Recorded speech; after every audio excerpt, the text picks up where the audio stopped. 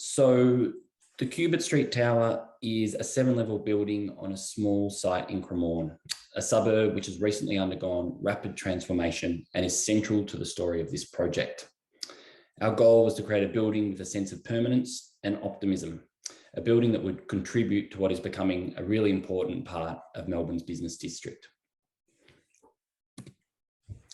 The tiny suburb of Cremorne is nestled between the city and its eastern suburbs. Cubitt Street is a narrow one-way street that runs right through the middle and is where our office has been located for the last 10 years, giving us a great vantage point of the change occurring.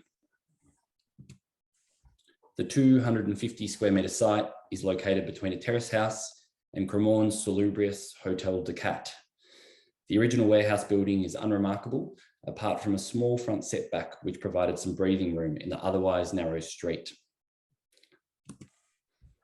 In the 1980s, while other inner city suburbs were being gentrified, Cremorne was an industrial wasteland and was roamed by notorious criminals Dennis Allen and the Pettingale family, subjects of the classic Australian crime film Animal Kingdom.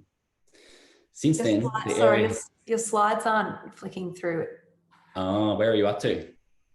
I'm still on the first page, but I feel like you want us to be down a bit further. Yeah. Sorry. Sorry. I can see on the left where you're clicking. Yep, okay.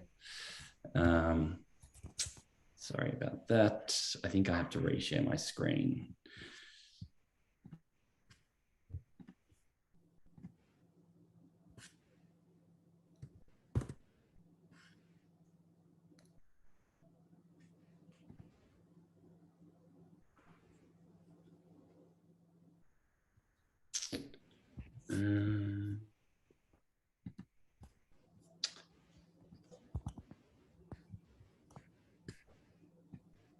I think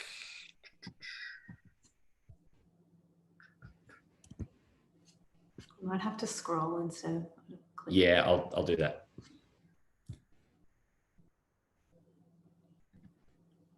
Can you see my screen?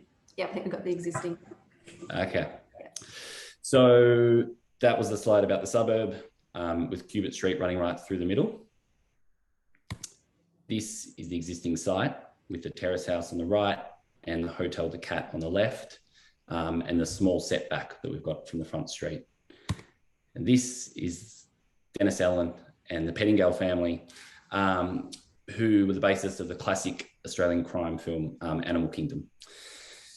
So since then, the area has rapidly transformed and is now home to some of the most expensive commercial real estate in the city, forcing out a lot of the original industry and tenants, but also making some of them very wealthy, which takes us to our client.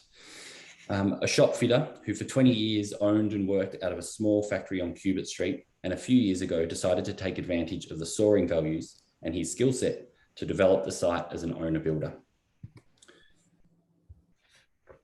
The owner builder setup certainly made things interesting for us.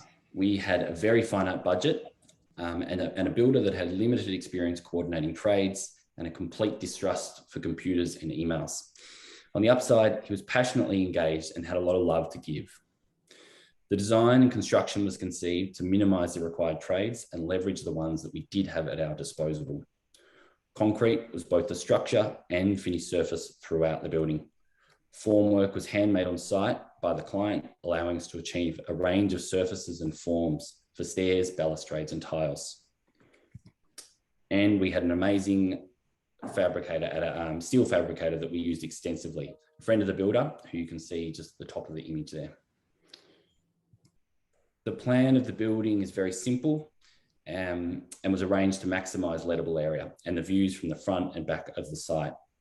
The one concession to this was to pull the circulation core off the side boundary, which allowed us to create a threshold and entry experience as you arrive at each floor, which you can just see on the left picture there. Located in a commercial one zone with no development overlay or prescribed height controls, the building in section was very much a result of prolonged negotiations with council. A maximum street frontage of 4 levels was set, but no height was prescribed, allowing us to achieve ceiling heights of close to 4 metres on level 2 and 3. Level 1 was set back from the front facade, providing a small double height space as you enter the building. A lot of the recent developments in the area put very little value on the street interface.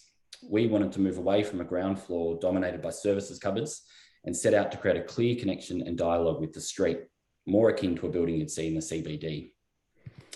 3 oversized concrete elements frame the double height entry. Glazing is set back from the front boundary, mirroring the siting of the original warehouse and creating a modest, but in the context of the street, quite generous forecourt. The bush-hammered concrete is robust and elemental, a nod to the site's industrial past.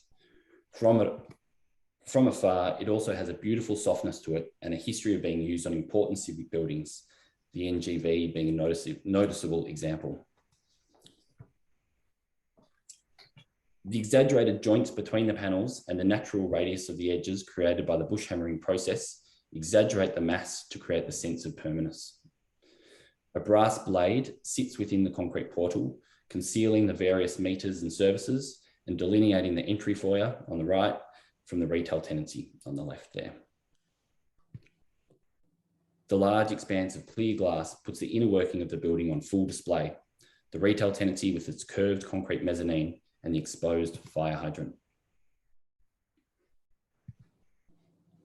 Contrasting with the heavy mass of the concrete portal, finely detailed aluminium fins define the upper levels and instill the building with a sense of optimism and an instantly recognisable motif in the mould of the Slade knitwear or Skipping Girl signs nearby. The fins curve and intersect as they reach up, culminating in a sculptural planter box. Whilst delicate in comparison to the concrete portal, the fins are substantial elements in themselves, extending internally and framing the glass without requiring secondary window frames.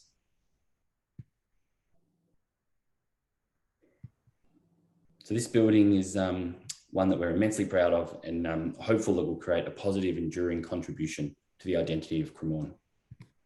Thank you.